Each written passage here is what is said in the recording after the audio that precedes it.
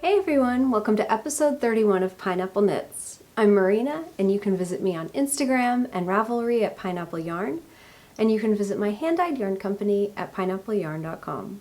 Thanks so much for joining me again this week, and if you're a new viewer, welcome. This is a podcast mostly about knitting and spinning and, of course, yarn. And fiber too, because I need fiber to spin.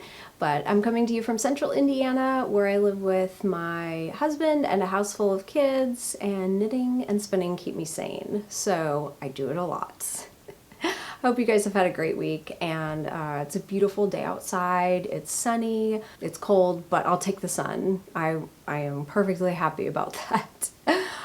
Yeah, it's a big change compared to the polar vortex that we had a couple weeks ago, which I purposefully did not talk about because it was just like, what do you say about a polar vortex? There's just no words. But I have been working on one knitting project specifically quite a bit, and I also have some spinning to show you, so let's get started.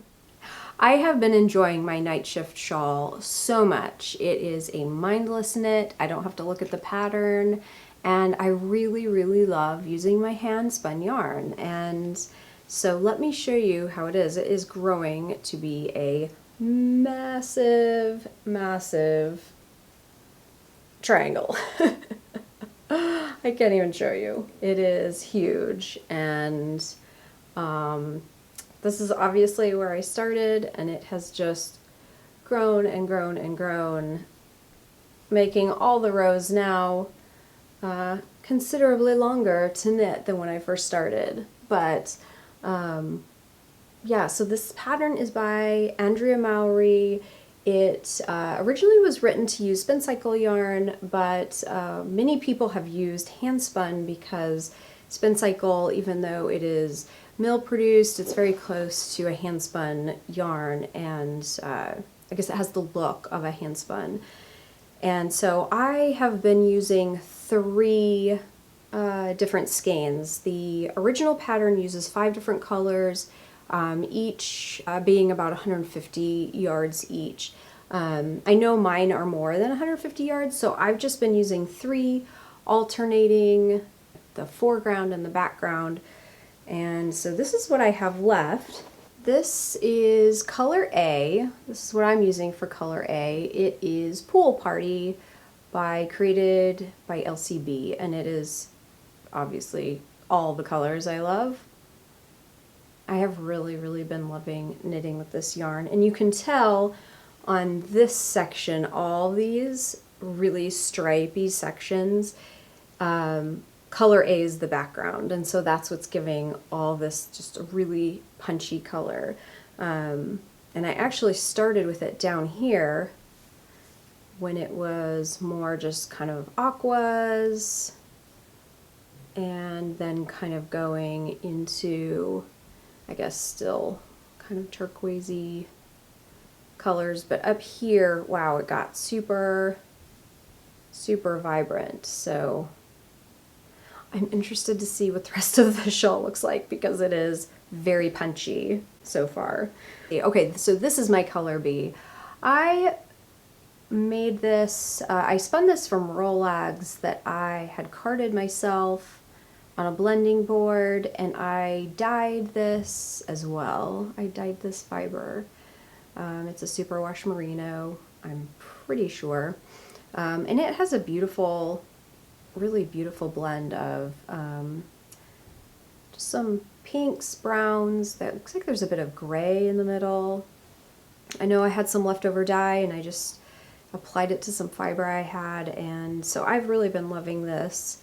And you can definitely see the background here, this pink background, that is my color B, and I am almost to another section of that color as the background, so it will be predominantly pink and brown in the next section. And then my color C is a spin I completed not too long ago, and it's called, pretty sure it's called Purple Mountains, and it's by Blue Barn Fiber. this has added just a really beautiful, most of the blues and purples in this shawl are that color C, that really pretty color. So yeah, so far I'm just really loving it. It is so squishy. It's a slip stitch pattern, so it makes the fabric just really squishy, and it's going to be so warm and wonderful to wear. I have actually thought, and I'm not a neutral person at all, but I have thought that this would be so beautiful in neutral colors. A mix of kind of beige, maybe some gray. I think this would be so pretty in neutrals because the texture is so nice. But yeah, so I've really been loving that. I'm actually using, I'm trying to get better about telling you what size needles I'm using. I'm using a US 7. The pattern calls for a US 8, which I don't know in millimeters. I guess a US 7 is a 4.5 millimeter.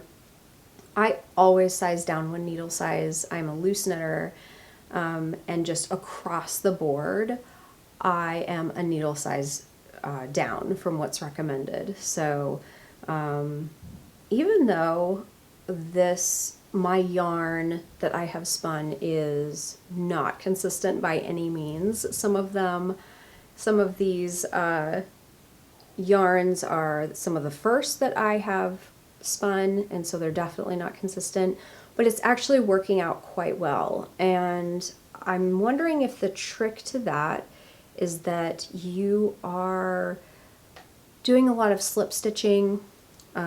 You are playing with 2 strands at once. It's not any kind of color work.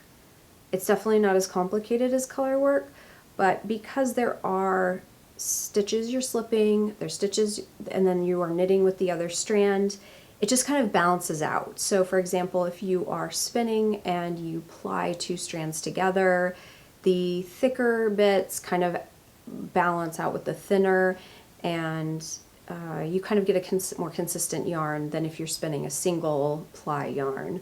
I hope that makes sense, but I was trying to find an example of that in here. For example, I hope you can see this. Right around here there are some thinner strands that I've knit, and I really don't know if you can see right in there, but it's worked out. It's just balanced out really well, so yay for that. This is just such a great pattern for handspun, and yeah, I've really enjoyed it. I was going to weigh these 3 balls and see, or these 3 cakes, and see how much I have left. I think I have quite a bit left. When they get down to this size, I always think, oh, I don't have very much left, and I always do. I always have plenty left. So I think I'm going to be knitting on this for a while more, but it has just been really fun. So I'm glad that I started it, and I'm using some of my hand spun up because I just keep spinning more and I need to use it. So let me show you what I have been working on with my spinning. The first project I want to show you, I purchased several months ago, I'm not really sure when, and I purchased it from Spun Right Round. It was a braid from her. I love her logo, it's so cute. And I don't think that she has braids very often because I will check her shop periodically and no luck. So I was actually very lucky to have found this fiber when I did. But so this is my finished yarn from the braid, and it is so pretty. It's very, I think I would describe it as like warm pastels.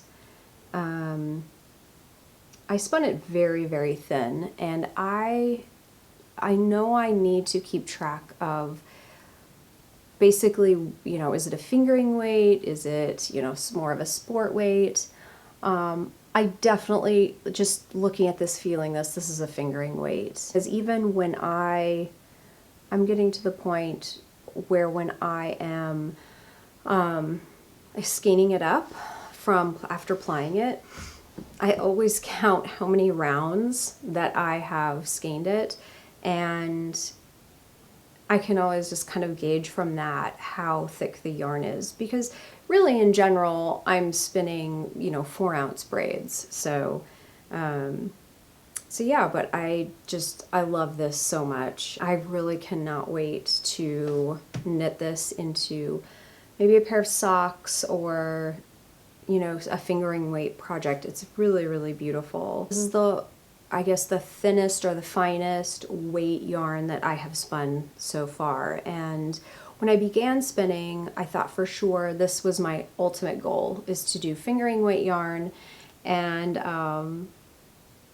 even though I had a really wonderful time with this, I'm always super impatient as far as spinning is concerned. And so I was really proud of myself for the patience that it took to spin this much, and it just didn't feel like it took a lot of time. Right after I was done with this, I actually started spinning another project. So let me show you that. This was definitely a chunkier weight than my last spinning project. Well, let me go ahead and show you it. It's so pretty. I just absolutely love it. And I guess you would call kind of all the different colors Barber pulling. I love that. And that's what initially drew me to Handspun, because I love the different color variations, and just the visual interest in this is amazing. I think it is so beautiful. So let me tell you the prep behind this. I love to make Rolags. I have a blending board, and so I do it every now and again. My kids love doing it with me.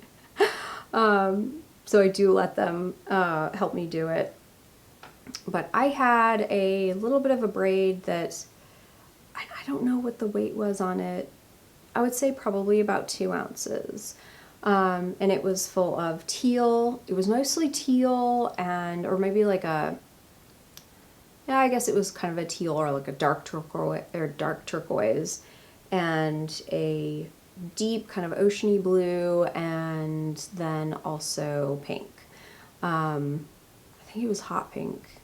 I mean, it was a neon pink in it.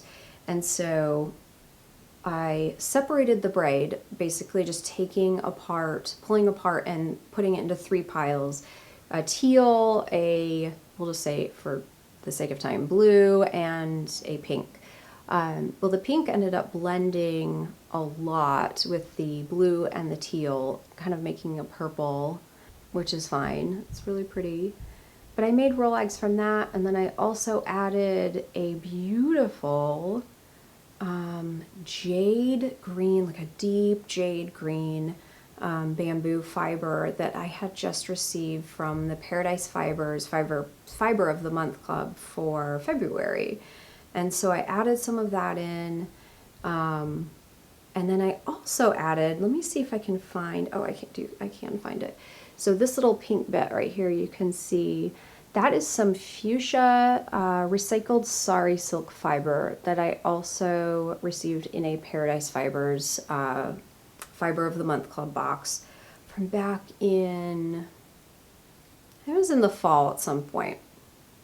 I've been a member for about 6 months, and so this project kind of all started when I was going through all of my Fiber of the Month Club boxes and kind of consolidating them, and I really haven't spun much from that subscription, and they have some really creative ideas, and for example, one was all natural fiber, and they included madder root to dye some of the fiber into this beautiful, vibrant red.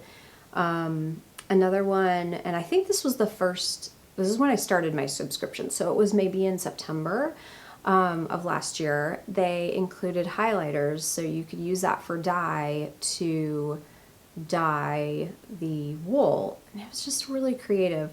Unfortunately, since I dye this, I just don't really want to do any more dyeing on my free time. So I told myself, you know what, if you are not going to use this, you just can't keep getting the subscription, even though I love it.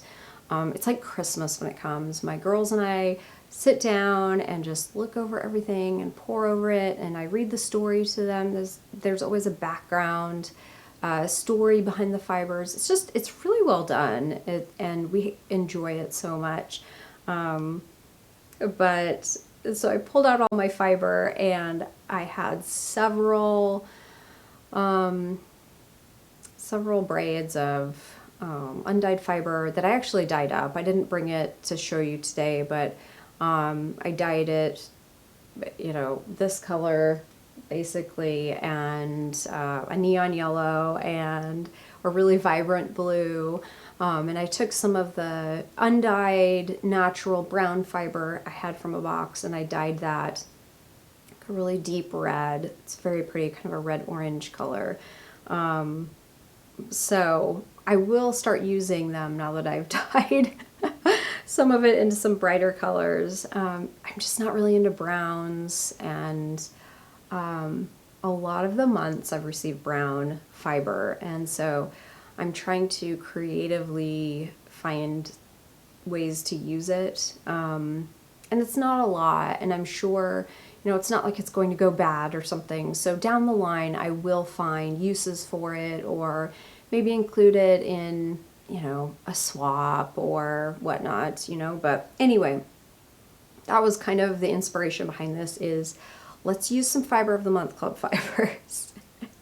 So I made Rolags from that, and then what I plied it with is a Corriedale that was, it was kind of a sherbet color. It was very, very beautiful, and I'm not sure if you can see, but all of the parts in the lighter parts that are kind of a yellow color, maybe a warmer color, were from October's Fiber of the Month Club box.